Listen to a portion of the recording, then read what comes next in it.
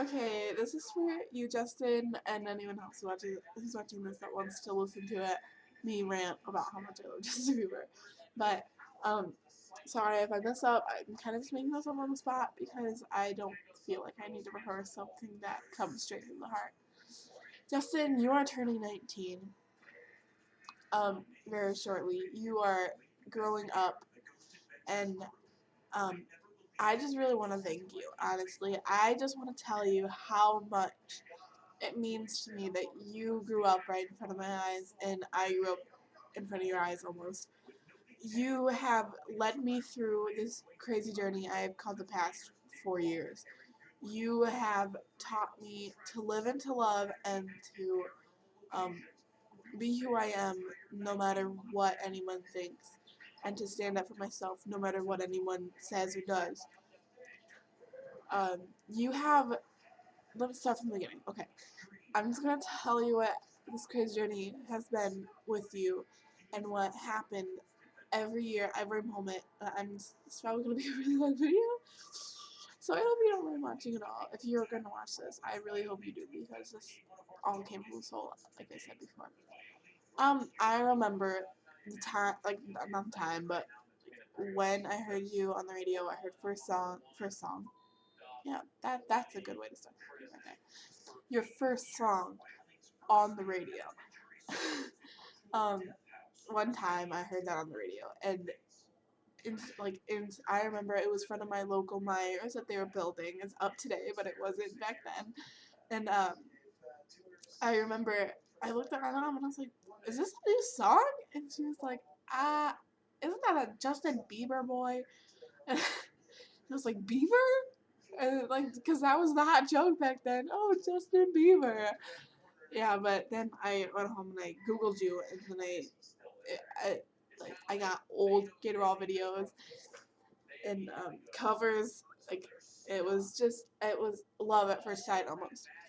And I remember going to school the following day and telling all my friends like, "Have you heard of Justin Bieber?"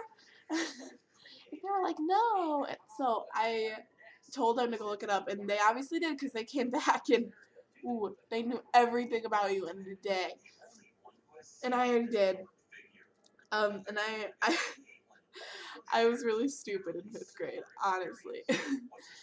And I made out Justin Bieber quizzes for everybody because in fifth grade you don't switch classes, and at least in my middle school or middle school, my elementary school, you didn't switch classes. You stayed in the same class all day, and so I got to be with my friends all day, and I had the same classes with everybody, and so we could talk about whatever we wanted.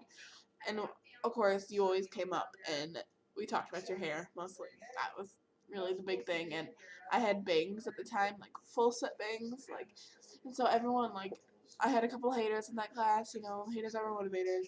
But they said that I looked like you. And then of course there was the guys that were like, "Oh, I'm so much cooler than that Justin Bieber boy," and like, that Justin Bieber looks like a girl.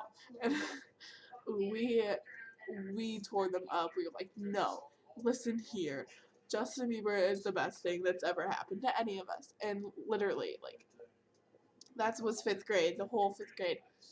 Um, and then sixth grade, I wasn't as, you know, believerish as I am today and as I was in fifth grade. In sixth and seventh grade, I got more into different things, got more in the wrong crowd. Like, it was just bad. But I still, like, whenever I heard a song by you, I was so stoked about it. Like, I sung along. I mean, I loved you at heart. I just didn't vocalize that love. But I still loved you, and not to say that I wasn't a believer. I definitely was. I still knew everything about you. It's not like I forgot. Um, but over the summer, this past summer, how should I say this? Um, like I said, I got in with the wrong crowd. People who weren't me. People who didn't like the things that I liked, and I just tried to fit into their crowd, and their thoughts and their actions eventually set into my brain and what I wanted to do with my life. And a lot of that was drinking and drugs, like not heavy drugs like marijuana and and but it was also I hung out with that like emo group, I guess you could call them. I don't like to classify people like that, but I guess you could if you wanted to.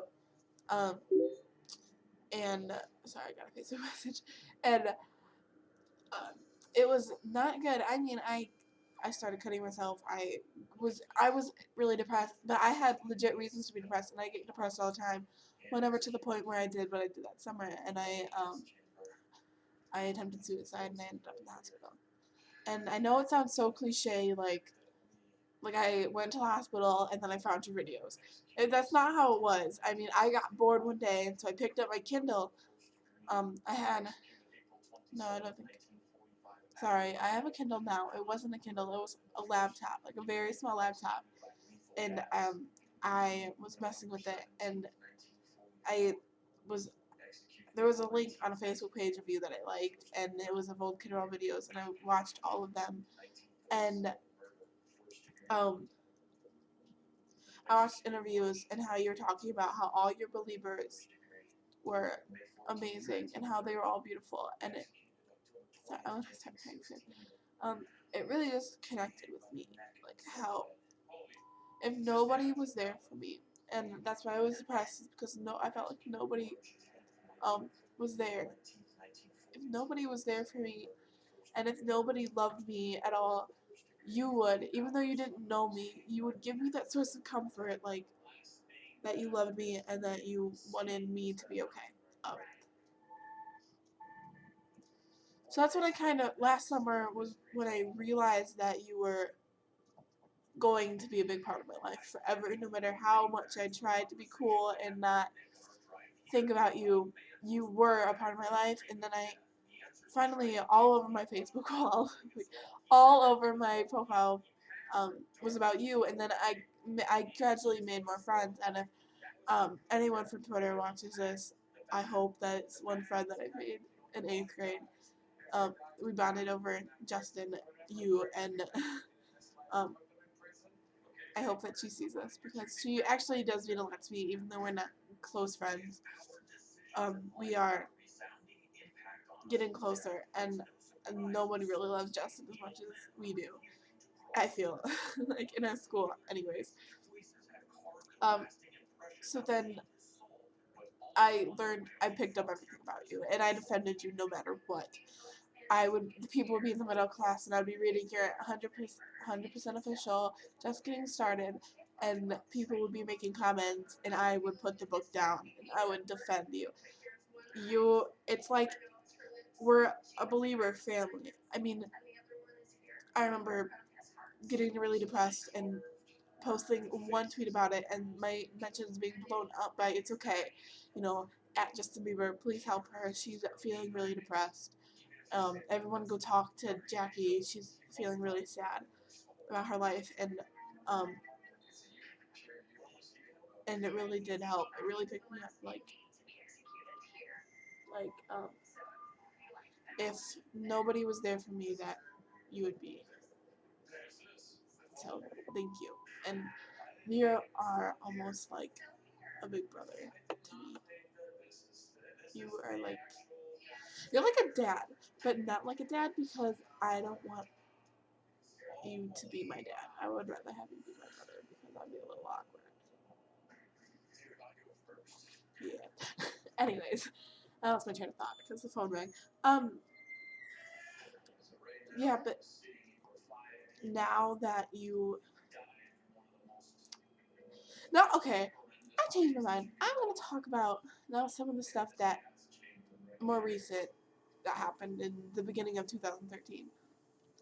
So many things have happened to you, and sometimes I just feel like you feel like you're letting us down as believers, or you feel like or we feel like we're letting you down almost. I mean, the night that you didn't win fan following at the People's Choice Awards, like, believers were insanely depressed. And I just want to tell you that no matter what happens, I'm always going to be there for you. No matter what anybody says about you, no matter who, who, no matter what, like, literally, no matter what happens, I will be there for you. Because I know that most of that is complete and utter bullcrap. Like, it's pathetic how people change your words and twist your words around to just get a little taste of fame for themselves. Like TMZ, I think it's called. That is so pathetic and so stupid. I mean, they need to be nice. Like, you know, like talk about your nice things, you know, like your voice and your looks and all your believers and how good you are to the world and what you've done for Pencils of Promise and Make-A-Wish Foundation and how much you've accomplished, not the little things that you do to bring you back. And um, people, one thing that really gets to me is when people call me a fake believer. Because, like, most people at my school have been to your concerts, and most people at my school, I mean, like, have all your perfumes and have all your merch, and I don't. I have, your book, and I have a t-shirt, and then I have, like, no, I don't. But my aunt, or my sister, she made me a wallet out of duct tape, and, like a purse, and hair clips, of your duct tape, and that's the only thing I have, honestly. And I have a bunch of posters. But I haven't been to one of your concerts, and it's honestly a money issue. And I don't think I'm like trying to make this video all to get tickets. I'm not like that. I couldn't care less if I go to one of your concerts. I love you for anyways, and I hope that you love me anyways. I don't think it matters if I've been to a concert to love you. It's a money issue. I mean, all the money I make, I have to give to my mom to pay bills and my dad. And so I just hope that one day I will get to meet you. And when, like, people call me a fake believer because I don't have anything. Because I'm, like, poor. I laugh about it, but it's not a funny thing to laugh about. But I am, and I'm not ashamed. Like, I honestly don't care. Because I have everything I need. A computer and a Kindle just to stay up on you. So, well, I'm going to end this because it's been 13 minutes of me rambling on and multiple distractions. And my friend's calling repeatedly, and she's really annoying. So, I'm going to go, and I hope, Justin, that you see this because I love you dearly. Believers, forever, I love you.